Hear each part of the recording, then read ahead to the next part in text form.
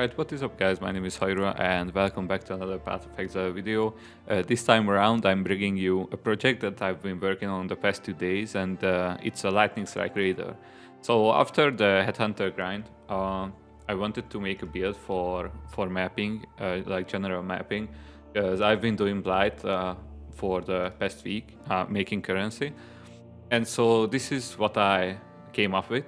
I wanted to make a lightning strike build, and yeah, here it is. So let's actually just jump into it, the good and the bad, because there is some bad also. So in terms of good, the build has 100% spell suppression. It's ailment immune. It runs phasing, like permanent phasing. It has 55k evasion and 24k armor with flasks up. It's corrupted by immune. It cannot take reflected damage, and it deals a lot of damage. So and it's super fast. So yeah, it's like a nice overall good build, right? It can do the bosses. It can do general mapping just perfectly fine, like without a problem. And that being said, the build is still in early status. It's still in I would say that it's the first version of this build. It's a quote unquote budget version, right? The build has absurd potential for late game spending multiple mirrors on it. This version costs around 30 to 40 exiles, depending on the prices, right? And without the headhunter, that is. With the headhunter, it's around a mirror. And so what's the bad, you might ask? For maps that has a lot of layers or walls or whatever, most builds prefer toxic sewers or whatnot, because it's like a nice linear map with a really tight corners and whatnot. But for this build, that it kind of cripples the build. So the build prefers open maps and not so many layers, because for mapping we are using whirling blades, and for bosses you can swap whirling blades with dash. But yeah, that's pretty much it. Other than that, the build functions super well. It is super good. But yeah, let me pull up the POB. So POB says that it deals around 2.1 mil DPS with elusive and whatnot, right? Power and frenzy charges. So we have 4 power charges and 8 frenzy charges. And as you can clearly see, I'm doing nothing, standing still, and I'm getting charges, right? Max charges with 2-second downtime, and whenever you hit something or what, it's gonna be 100% uptime, so it doesn't really matter. So the way it works is that we are using Farrell's Firm for this specific reason. We are the chess piece gives that aspect of cat that we are running. It's an aura, right? Has no reservation, so we can run this aura for free, and it's a nice overall aura in terms of attack and defenses also. So we get it for free, and whenever we get cat's stealth, we gonna get our charges up, right, to maximum charges. So that's pretty much it. The phasing, it doesn't affect us because we are running a raider, so we have permanent phasing.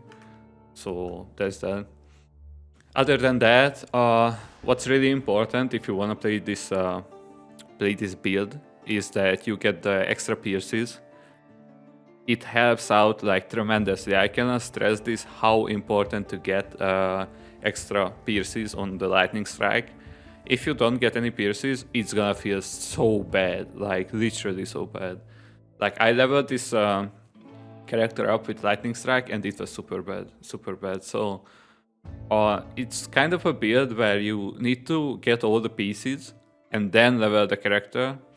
It doesn't really have a linear trajectory, where you can like, okay, I start as like somewhat viable but weak, and like as I spend more currency on the build, it gets better. No, it has like a higher starting point. I would not even touch the build without having the right pieces, right?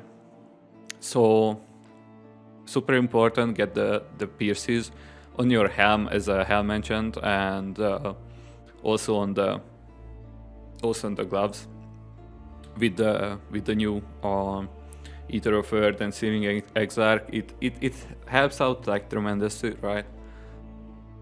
Other than that, what is important is to get elemental ailment avoidance on your shield.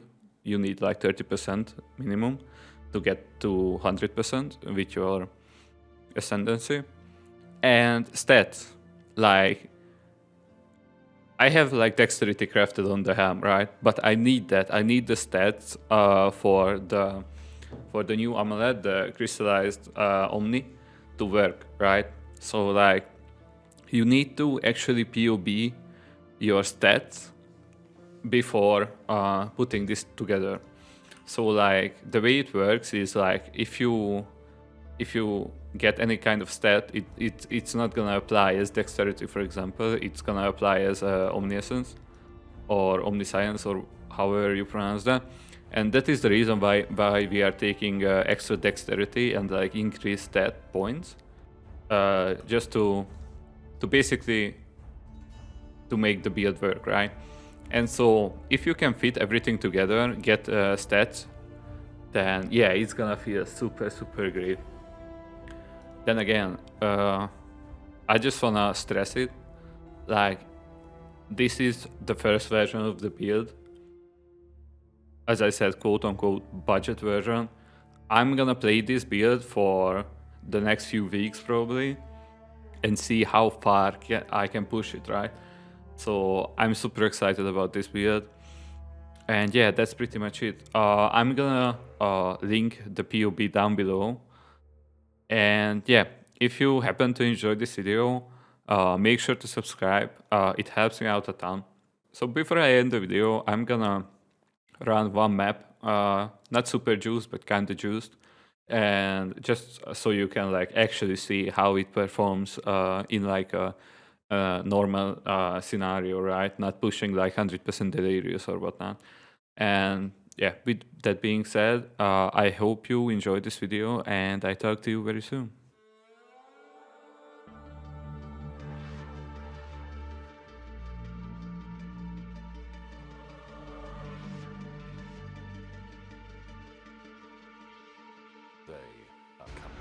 I'm not up to that just yet.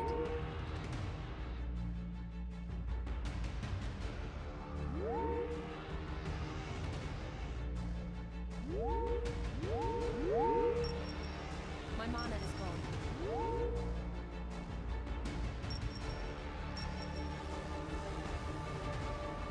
Bring the beast in my sights, exile.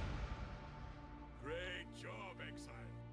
I now will take the captured beast to the menagerie. You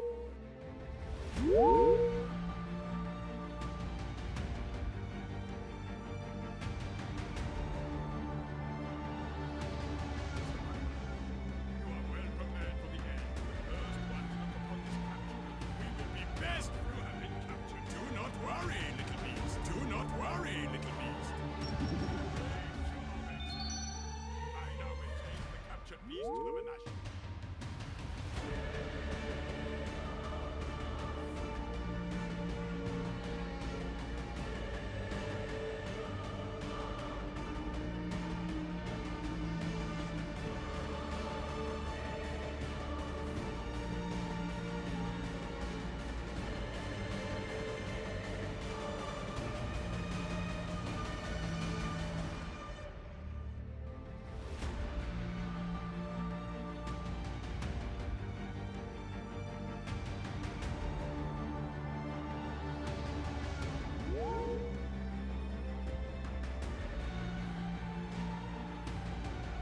Local, need your aid.